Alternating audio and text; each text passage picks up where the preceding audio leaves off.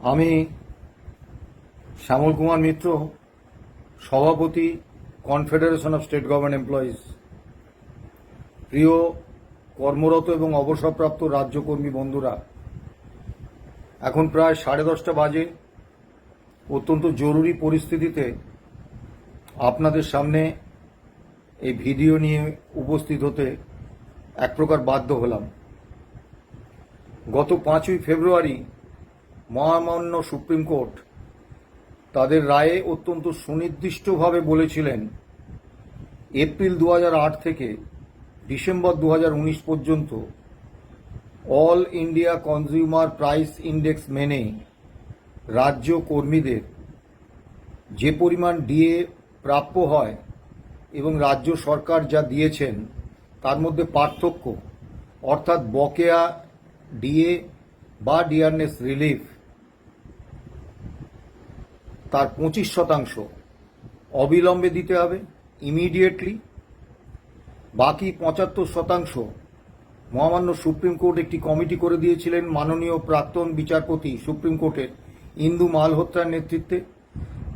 সেই committee 6ই March report দেবে এবং তারা জানিয়ে দেবে বাকি 75%-এর প্রথম কিস্তি কত হবে এবং সেইটা 31শে মার্চের মধ্যে দিতে হবে এবং সমস্ত বকেয়া ডিএ এবং ডিয়ারনেস রিলিফ 15ই মের মধ্যে মিটিয়ে দিতে হবে এবং 15ই এপ্রিল রাজ্য সরকারকে মহামান্য সুপ্রিম কোর্টে কমপ্লায়েন্স রিপোর্ট দিতে হবে। আমরা এই প্রথম একটা মামলার ক্ষেত্রে দেখেছিলাম যে মহামান্য সুপ্রিম কোর্ট শুধু ডিরেকশন দিয়েই থেমে থাকেননি, তারা এই ডিরেকশনটা যাতে রাজ্য সরকার কার্যকর করেন তার উপর নজরদারি করার জন্য নিজেই একটা উচ্চ পর্যায়ের কমিটি করে দিয়েছিলেন, অর্থাৎ রাজ্য সরকারের উপর ভরসা করেননি। সম্ভবত তাদের মনে এই শঙ্কা ছিল যে এই সরকার সুপ্রিম কোর্টের রায় রূপায়ণ করার ক্ষেত্রে বিভিন্ন গড়িমসি করবে এবং বিভিন্ন সমস্যা তৈরি করবে। এই জন্য সুপ্রিম কোর্ট নিজেই মাননীয় প্রাক্তন বিচারপতি সুপ্রিম কোর্টের ইন্দু মালহোত্রা তার নেতৃত্বে 4 সদস্যের একটা উচ্চ পর্যায়ের কমিটি করে দিয়েছিলেন এবং স্পষ্ট বলে দিয়েছিলেন, in consultation with state authorities, রাজ্য সরকার এই ইন্দু মালহোত্রার কমিটির নির্দেশ মেনে কর্মচারীদের বকেয়া ডিএ বা ডিয়ারনেস রিলিফ মিটিয়ে দেবেন। কিন্তু মুখ্যমন্ত্রীর টুইট এবং তারপরে অর্থ দপ্তরের 13ই মার্চ এর তারিখে প্রকাশিত 3টে নির্দেশনামা পাওয়ার পর আমরা দুটো জিনিস অত্যন্ত বিস্ময়ের সঙ্গে লক্ষ্য করেছিলাম। 1 নম্বর হচ্ছে মহামান্য সুপ্রিম কোর্টের দেয়া এই সময়সীমা রাজ্য সরকার নস্যাৎ করে দিয়েছেন। 2 নম্বর যেটা দেখেছিলাম যে রাজ্য সরকার একটা বিভাজনের খেলা খেলেছেন এবং কর্মরত রাজ্য সরকারি কর্মচারী এবং অবসরপ্রাপ্ত রাজ্য সরকারি কর্মচারীদের বিষয়টা, অর্থাৎ ডিএ, বকেয়া ডিএ বা ডিয়ারনেস রিলিফ দেওয়ার বিষয়টা, প্রক্রিয়াটা শুরু করেছেন। কিন্তু শিক্ষক, শিক্ষাকর্মী, বোর্ড, কর্পোরেশন, পঞ্চায়েত, পুরসভার যে লক্ষ লক্ষ কর্মরত এবং অবসরপ্রাপ্ত কর্মী রয়েছেন যারা গ্র্যান্ট ইন এডে বেতন পান বা পেনশন পান, তাদের বিষয়টা আন্ডার কনসিডারেশন বলে ঝুলিয়ে রেখেছেন এবং বলেছেন এই সব ক্ষেত্রে সংশ্লিষ্ট অ্যাডমিনিস্ট্রেটিভ ডিপার্টমেন্ট তারা ম্যাচিং অর্ডার করবে, তারপর অর্থ দপ্তর থেকে অনুমোদন নেবে এবং তাদের কর্মীদের ক্ষেত্রে এই রায় রূপায়ণ করবে। স্বাভাবিকভাবে আমরা বুঝেছিলাম রাজ্য সরকারের আরও ভয়ঙ্কর কোনো লক্ষ্য আছে, যার জন্য প্রথমেই তারা এই বিভাজনের খেলাটা খেলে দিলেন। স্বাভাবিকভাবে একদল সুপ্রিম কোর্টের রায় মেনে যে পরিমাণে হোক কিছু অর্থ পাবেন বা কারুর প্রভিডেন্ট ফান্ডে ঢুকবে, অথচ আর একদল রাজ্যকর্মী তারা বঞ্চিত থেকে যাবেন। কবে অ্যাডমিনিস্ট্রেটিভ ডিপার্টমেন্ট ওই ম্যাচিং অর্ডার করবে, কবে তাতে অর্থ দপ্তর অনুমোদন দেবেন, তারপর প্রক্রিয়া শুরু হবে, এই বিলম্বিত লয় তাদের ক্ষেত্রে চাপিয়ে দেওয়া হচ্ছে। এই বিভাজনের রাজনীতিটা করার পেছনে রাজ্য সরকারের নিশ্চয়ই গভীর কোনো ষড়যন্ত্রমূলক অভিপ্রায় আছে। এবং আমি আমার আগের ভিডিওতে অত্যন্ত সুনির্দিষ্টভাবে সমস্ত শিক্ষক, শিক্ষাকর্মী, অন্যান্য রাজ্য কর্মী সংগঠনগুলির কাছে আবেদন রেখেছিলাম করজোড়ে যে আপনারা দয়া করে আপনাদের নিজ নিজ অ্যাডমিনিস্ট্রেটিভ ডিপার্টমেন্টে, অর্থাৎ শিক্ষক, শিক্ষাকর্মীদের ক্ষেত্রে school education department, higher education department, পুরসভার কর্মচারীদের ক্ষেত্রে মিউনিসিপ্যাল অ্যাফেয়ার্স ডিপার্টমেন্ট, পঞ্চায়েত কর্মচারীদের ক্ষেত্রে পঞ্চায়েত দপ্তর, এগুলোর অ্যাডমিনিস্ট্রেটিভ ডিপার্টমেন্টে একবারে ব্যাপক সংখ্যায় জনসমাগম করে সেই দপ্তরগুলোর উপরে একেবারে প্রবল চাপ তৈরি করুন, যাতে তারা এই খুব তাড়াতাড়ি অবিলম্বে এই ম্যাচিং অর্ডার বার করতে পারেন। সংখ্যায় স্বল্প হলেও কিছু শিক্ষক তারা এই আহ্বানের ভিন্ন ব্যাখ্যা করেছেন। তারা বলেছেন যে আপনারা আপনাদেরটা বুঝে নিলেন আর আমাদেরটার ব্যাপারে এখন আমাদের আদায় করে নিতে বলছেন। আমি তাদের এই বক্তব্যের কোনো প্রতিক্রিয়া দেব না। তারা নিশ্চয়ই একদিন না একদিন বুঝতে পারবেন যে আমার এই বক্তব্যের পিছনে এরকম কোনো উদ্দেশ্য নেই। আমি যেটা বাস্তব সেটাই বলেছি। এই রাজ্য সরকার তার অধীনস্থ যে অ্যাডমিনিস্ট্রেটিভ ডিপার্টমেন্টগুলো তাদেরকে নিঃসন্দেহে গোপন নির্দেশ দিয়ে রেখেছেন যে এখন ম্যাচিং অর্ডার বার করার দরকার নেই। সে কারণেই তারা ম্যাচিং অর্ডার বার করছেন না। কাজেই সেই অ্যাডমিনিস্ট্রেটিভ ডিপার্টমেন্টগুলোর উপরে সম্মিলিত চাপ তৈরি করতে না পারলে তারা যে এই ম্যাচিং অর্ডার তৈরি করার বিষয়টি বা প্রকাশ করার বিষয়টি অনির্দিষ্টকালের জন্য ঝুলিয়ে রাখবেন, এ ব্যাপারে আমাদের মনে কোনো সন্দেহ নেই। সে কারণে আবারও বলবো যে আপনারা আমার বিরুদ্ধে সমালোচনা করুন। সমালোচনাটা আমার কাছে বড় বিষয় নয়। বড় বিষয় হচ্ছে যে সকলের এই মহামান্য সুপ্রিম কোর্টের রায় মেনে তাদের যে হকের বকেয়া ডিএ বা ডিআরনেস রিলিফ পাওনা, সেটা যাতে তারা পান। তাই আবারও আমি তাদের কাছে আবেদন করব যে স্ব অ্যাডমিনিস্ট্রেটিভ ডিপার্টমেন্টে প্রবল চাপ তৈরি করুন এই ম্যাচিং অর্ডার বার করার জন্য। এবারে আসুন, কেন সরকার এই বিভাজনমূলক একটা নীতি নিয়েছিলেন? তার কারণ হচ্ছে সরকার আরও বড় একটা আক্রমণ নামিয়ে আনতে যাচ্ছিলেন এবং সে কারণেই তারা চাইছিলেন যে যাতে ঐক্যবদ্ধ রাজ্য কর্মী পক্ষ না থাকে, যাতে এক দল অপর দলের প্রতি সন্দিহান হয়ে পড়ে, এবং ঠিক সেই ঘটনাটাই কিন্তু শেষ পর্যন্ত ঘটেছে। 31শে মার্চের মধ্যে 2016 থেকে 2019 পর্যন্ত বকেয়া 4 বছরের বকেয়া ডিএর টাকাটা 2 কিস্তিতে 31শে মার্চ এবং সেপ্টেম্বরে দেওয়ার কথা অর্থ দপ্তর তার আদেশনামায় জানিয়েছিলেন। তা আমরা বিস্ময়ের সঙ্গে লক্ষ্য করলাম যে 2008 থেকে এপ্রিল 2008 থেকে ডিসেম্বর 2015 পর্যন্ত এই সময়কালে বকেয়া ডিএ বা ডিআরনেস রিলিফ তারা এখনই দিচ্ছেন না। কারণটা যেটা দেখিয়েছিলেন যে তাদের কাছে এই সময়কালের বেতন ও ভাতার তথ্য ভাণ্ডার বা ডাটাবেস নেই। কথাটা সর্বৈব মিথ্যা। কারণ 2015 পর্যন্ত কোষা নামক একটা সিস্টেমে আমাদের বেতন ভাতা হয়েছে।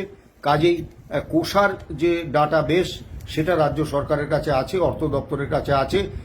HRMS এর মতো সেই কোষার ডাটাবেস ব্যবহার করে অবিলম্বে তাদের দেয়া যেত। তা আমরা অর্থ সচিবকে 2টো চিঠি দিয়েছি ইতিমধ্যে, আবার আগামী সোমবার আরেকটা চিঠি দিতে হবে।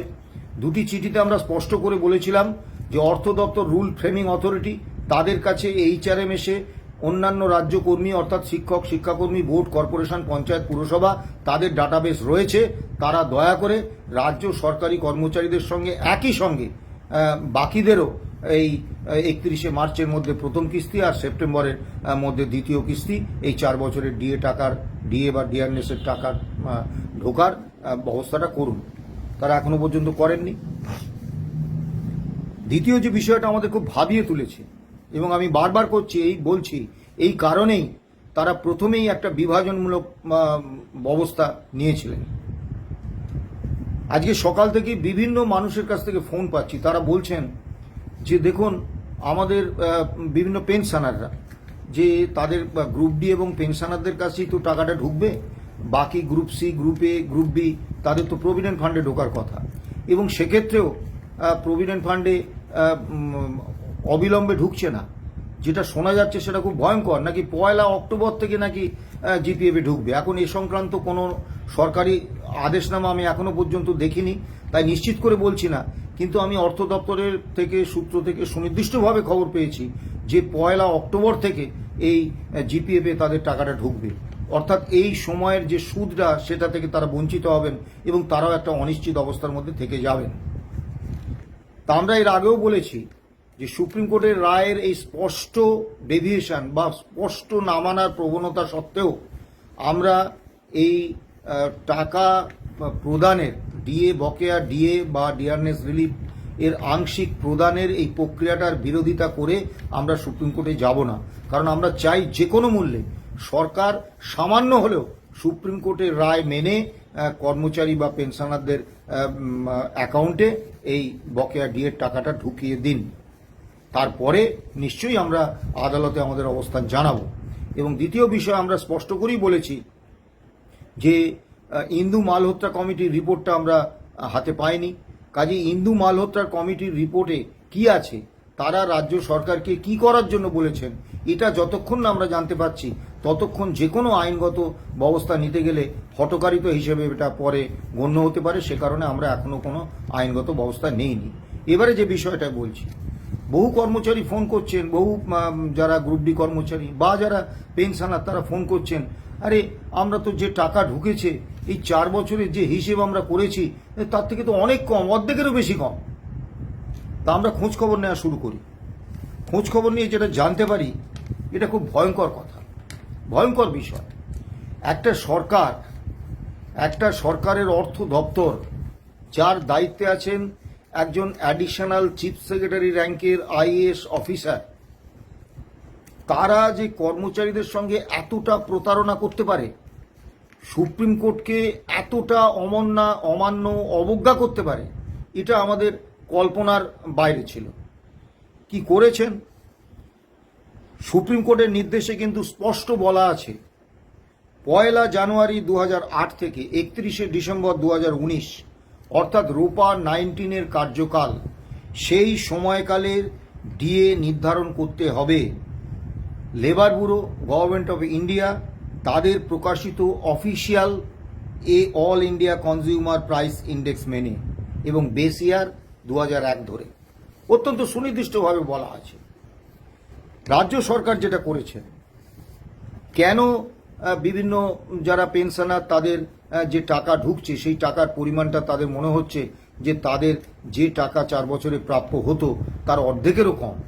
তার কারণটা হচ্ছে যে রাজ্য সরকার বা অর্থ দপ্তর নিজেরা সুপ্রিম কোর্টের নির্দেশের বাইরে গিয়ে 2001-এর বদলে 2008-কে বেশি আর ধরেছেন।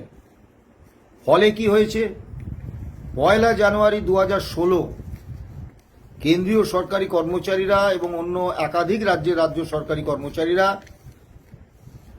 Labour Bureau, Government of India official All India Consumer price index অনুসারে 125% ডিএ বা ডিয়ারনেস রিলিফ পাচ্ছিলেন।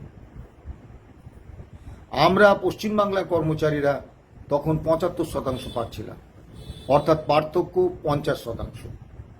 কিন্তু 2008-কে বেশি আর করে দেওয়ার ফলে অর্থ দপ্তর যে নতুন তাদের তৈরি করা নিয়মে ডিএর গণনা করেছেন বা ডিয়ারনেস রিলিফের গণনা করেছেন, তাতে তারা বেশি আরটাকে পাল্টে দিয়েছেন 2008।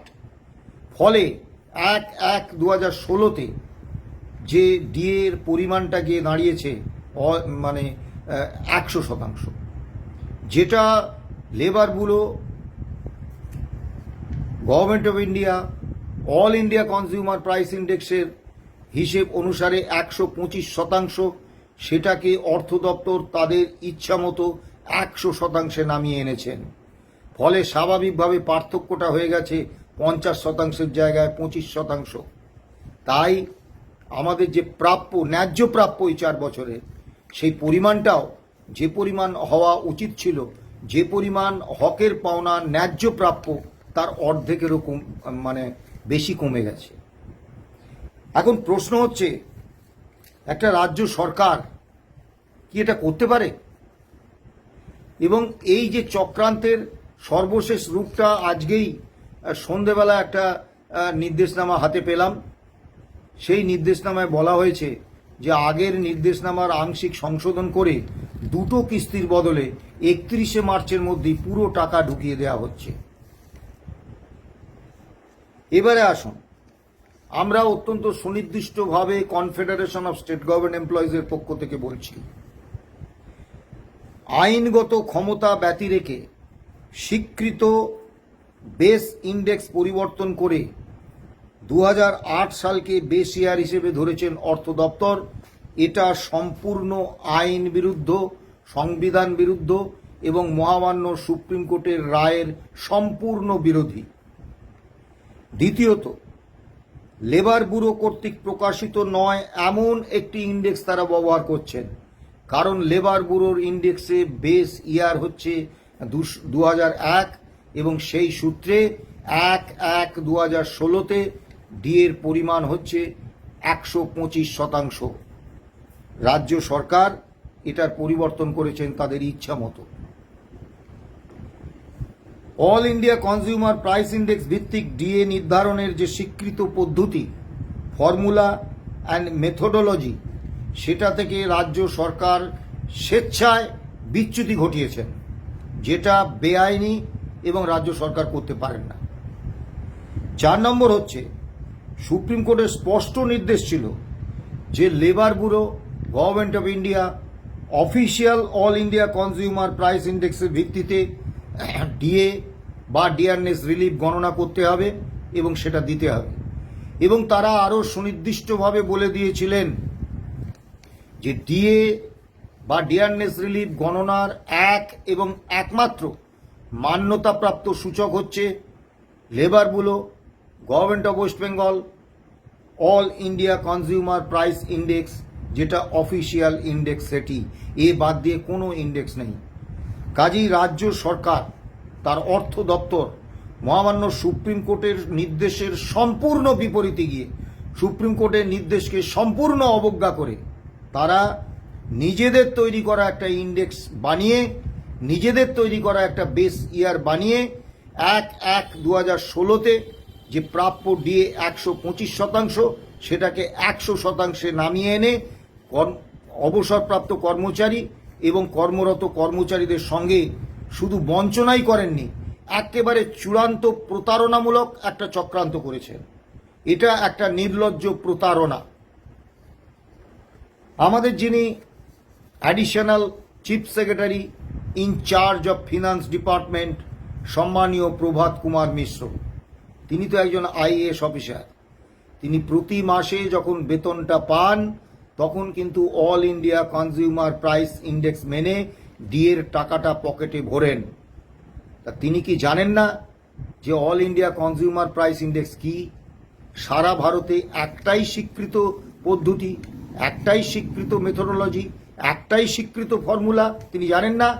তিনি যখন বেতনের সঙ্গে ওই all India Consumer price index মেনে ডিএর টাকাটা পকেটে ভরেন, তখন কি তিনি অন্য কোনো রকম ভাবনায় থাকেন?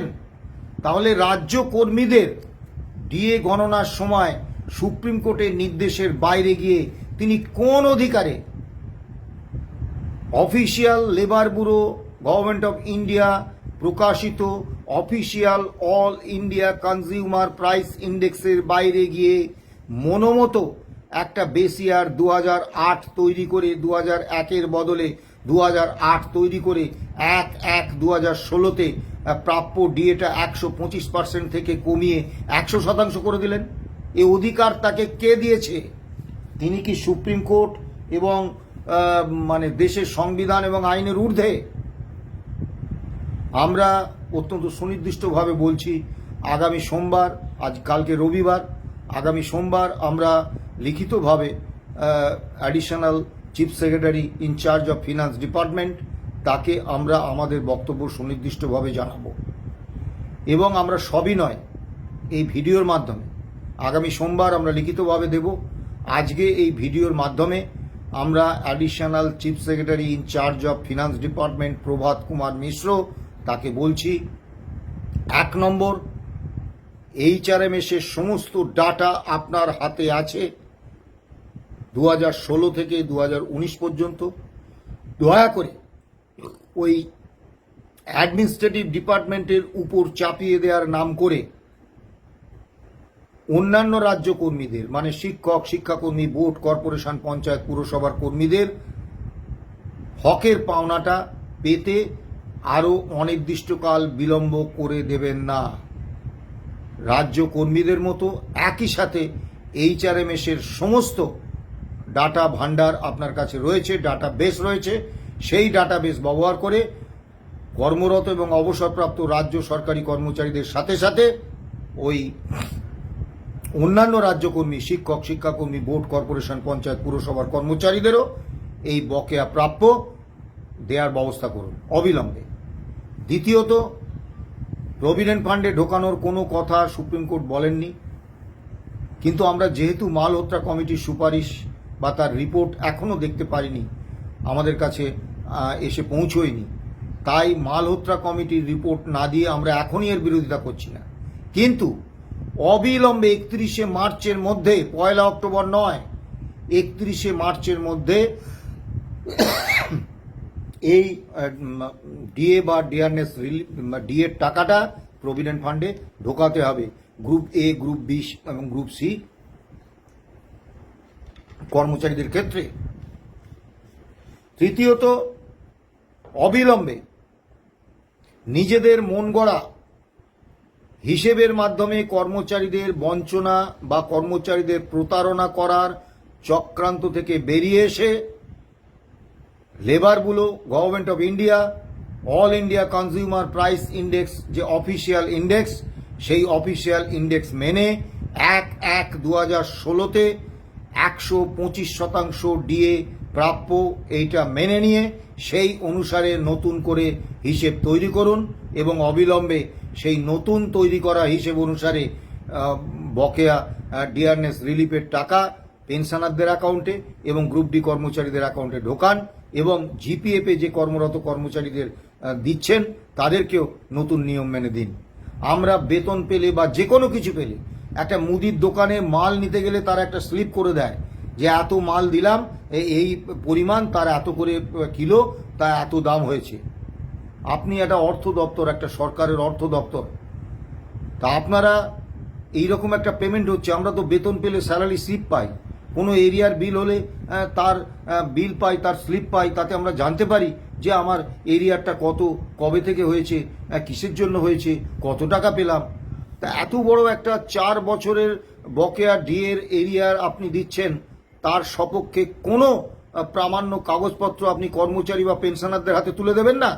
তারা জানতে পারবেন না যে আপনি কোন হিসেবে, কোন সূচকের ভিত্তিতে, কিভাবে তাদের প্রাপ্যটা গণনা করেছেন? দয়া করে আপনি অবিলম্বে স্যালারি স্লিপের মতো বা যেভাবে আমরা বিভিন্ন এরিয়ার তার কাগজ পাই, তাতে নথিভুক্ত সরকারি স্বীকৃত কাগজে আমরা জানতে পারি যে কিভাবে এরিয়ার বকেয়া ডিএ বা ডিআরএস রিলিফের ক্ষেত্রে অত্যন্ত সুনির্দিষ্টভাবে আপনারা কিভাবে হিসাব করেছেন সেই জানিয়ে পায় পয়সা হিসেবে আপনারা প্রত্যেকটা কর্মচারী এবং অবসরপ্রাপ্ত কর্মচারীকে দিন। যারা আমরা এর আগেই চিঠি দিয়ে তাকে জানিয়েছি যে অনেকেই এই বকেয়া ডিএর টাকা বেতনের সঙ্গে যুক্ত না হওয়ার কারণে তৎকালীন সময়ে যে সর্বোচ্চ গ্র্যাচুইটি 6 লাখ টাকা, তার থেকে কম পেয়েছেন। কাজেই বকেয়া ডিএর টাকা বেতনের সঙ্গে অন্তর্ভুক্ত করে যাদের ওই গ্র্যাচুইটির টাকা আরও বেশি প্রাপ্য হচ্ছে, তাদেরকে সেই টাকাটা দিয়ে দিতে হবে এবং লিভ এনক্যাশমেন্টের ক্ষেত্রেও এটা সত্যি। আরেকটি অর্ডার বার করার কথা আমরা গত 21 তারিখের চিঠিতে আপনাকে জানিয়েছিলাম যে যে সমস্ত পেনশনার প্রয়াত হয়েছেন, ফ্যামিলি পেনশনার প্রয়াত হয়েছেন, পেনশন অ্যাকাউন্ট বন্ধ হয়ে গেছে, তাদের ক্ষেত্রে তাদের যে প্রাপ্য টাকা সেটা তাদের যারা আইনসঙ্গত উত্তরাধিকারী তাদের কাছে দেওয়ার জন্য সুনির্দিষ্টভাবে অর্ডার বার করুন। পরিশেষে একটা কথা বলবো, দয়া করে শিক্ষক, শিক্ষাকর্মী, বোর্ড, কর্পোরেশন, পঞ্চায়েত, পুরসভার কর্মচারীরা আমাদের ভুল বুঝবেন না। আমরা দায় এড়াবার জন্য এই কথা বলছি না। আমরা প্রথম থেকেই বলে এসেছি, কর্মরত এবং অবসরপ্রাপ্ত রাজ্য সরকারি কর্মচারীদের প্রতি আমরা যতটা দায়বদ্ধ, ঠিক ততটাই দায়বদ্ধ মাননীয় শিক্ষক, শিক্ষাকর্মী এবং অন্যান্য রাজ্য কর্মীদের প্রতি। কিন্তু রাজ্য সরকার যে পরিস্থিতির মধ্যে আমাদের ফেলে দিয়েছেন, তাতে যদি ওই সমস্ত অ্যাডমিনিস্ট্রেটিভ ডিপার্টমেন্ট থেকে অবিলম্বে আমরা ম্যাচিং অর্ডার বার করে আনতে না পারি, যতদিন না হচ্ছে, আপনারা আমার সমালোচনা করতেই পারেন, সমালোচনা করুন। সমালোচনা থেকে মানুষ আরও ঋদ্ধ হয়, মানুষ আরও পরিশুদ্ধ হয়, মানুষ তার ভুল ত্রুটি বুঝতে পারে। সমালোচনা সবসময় স্বাগত, সমালোচনা করুন, কিন্তু দয়া করে সমস্ত অ্যাডমিনিস্ট্রেটিভ ডিপার্টমেন্টে এমন চাপ তৈরি করুন যাতে তারা অবিলম্বে ম্যাচিং অর্ডার বার করে অর্থ দপ্তরের অনুমোদন নিয়ে এই বকেয়া ডিএ দেওয়ার প্রক্রিয়া শুরু করেন। আর সমস্ত কর্মচারীদের বলবো, আপনাদের আতঙ্কিত হওয়ার কিছু নেই, এরকম মনে করার কিছু নেই যে একজন মুখ্যমন্ত্রীর চেয়ারে বসে থাকা একজন প্রতারক মহিলা, যিনি এতটাই কর্মী বিদ্বেষী এবং কর্মীদেরকে এতটাই শত্রু মনোভাবাপন্ন তিনি মনে করেন যে তাদেরকে তার ন্যায্য প্রাপ্যটা তিনি দেবেন না। তার জন্য গত 10 বছর ধরে তিনি কোটি কোটি টাকা ব্যয় করে, রাজকোষের টাকা, আমার আপনার টাকা ব্যয় করে তিনি আইনজীবী নিয়োগ করেছেন কর্মচারীদের বিরুদ্ধে গিয়ে। এবং শুধু তাই নয়, তিনি বারবার এই রায় কার্যকর করা বিলম্বিত করেছেন এবং অবশেষে যখন মহামান্য সুপ্রিম কোর্টের রায় প্রকাশিত হয়েছে, তিনি প্রথমে চেষ্টা করেছিলেন এটাকে 31শে ডিসেম্বর পর্যন্ত পিছিয়ে দেওয়ার, কিন্তু সুপ্রিম কোর্টে কোনো রকম সাড়া না পেয়ে তিনি নিতান্ত বাধ্য হয়ে যখন এই সুপ্রিম কোর্টের রায় কার্যকর করতে আরম্ভ করলেন, তার মধ্যেও কিন্তু একেবারে অসংখ্য ছল চাতুরি তিনি আরম্ভ করলেন। এটা কোনোভাবে মেনে নেওয়া সম্ভব নয়। তাই আপনাদেরকে বলছি, আমরা আইনি লড়াই আগামী 15ই এপ্রিল রাজ্য সরকারের কমপ্লায়েন্স রিপোর্ট দেওয়ার কথা। কাজেই আগামী 15ই এপ্রিল আমরা সমস্ত বিষয় মহামান্য সুপ্রিম কোর্টে তুলে ধরব। এবং আমাদের কথা মনে হয় না যে মহামান্য সুপ্রিম কোর্ট এতটা সুনির্দিষ্টভাবে সময়ভিত্তিক ফ্রেমে এই all India Consumer price index মেনে ডিএ বা ডিআরনেস রিলিফ দেওয়ার বিষয়টা তাদের রায়ে স্পষ্ট করেছিলেন, সেই তারা আজকে রাজ্য সরকারের এই যথেচ্ছাচার কর্মচারী এবং অবসরপ্রাপ্ত কর্মচারীদের প্রতি এই প্রতারণামূলক চক্রান্তের ব্যবস্থাটা মেনে নেবেন। আমরা নিশ্চয়ই আইনগত ব্যবস্থা নেব, কিন্তু তার আগে যারা কর্মরত কর্মচারী, যাদের টাকাটা এখনো জিপিএফে ঢোকেনি, তারা প্রত্যেকে অর্থ দপ্তরের সচিবের কাছে থ্রু প্রপার চ্যানেল তারা চিঠি দিন যে অবিলম্বে 31শে মার্চের মধ্যে আমাদের টাকা জিপিএফে ঢোকাতে হবে এবং কত টাকা ঢুকলো, কি হিসেবে ঢুকলো, এটা আমাদের জানাতে হবে। আপনারা প্রত্যেকে দয়া করে অর্থ সচিবের কাছে থ্রু প্রপার চ্যানেল আপনাদের ডিডিওর মাধ্যমে এই চিঠিটা পাঠান। এবং পেনশনারদের মধ্যে সবাই খুব সক্ষম এরকম নয়, কিন্তু যারা সদ্য অবসর নিয়েছেন বা 4-5 বছর অবসর নিয়েছেন, এখনও শারীরিকভাবে যথেষ্ট সুস্থ, তাদের কাছে ওই সার্ভিস বুকের ডুপ্লিকেট কপি আছে, তারা আপনারা নিজেরা হিসেব করুন এবং হিসেব করে পরিষ্কার করে আপনারা অর্থ সচিবের কাছে সরাসরি চিঠি দিন যে আমার এই প্রাপ্য হয় আর আপনি আমার পেনশন অ্যাকাউন্টে এই ঢুকিয়েছেন, পার্থক্যটা অবিলম্বে আমার পেনশন অ্যাকাউন্টে ঢুকিয়ে দিন, না হলে আমি আইনগত ব্যবস্থা নিতে বাধ্য থাকব। আপনার হয়ে আইনি লড়াইটা আমরা লড়ব, Confederation of State Government Employees লড়বে। শেষ কথা, কোনো ফ্যাসিস্ট, শ্রমিক কর্মচারী বিরোধী, কর্মী বিদ্বেষী মমতা বন্দ্যোপাধ্যায় বলবেন না। শেষ কথা বলবে কর্মী সমাজ, শেষ কথা বলবে কর্মচারী ঐক্য। ভালো থাকবেন, সুস্থ থাকবেন। নমস্কার।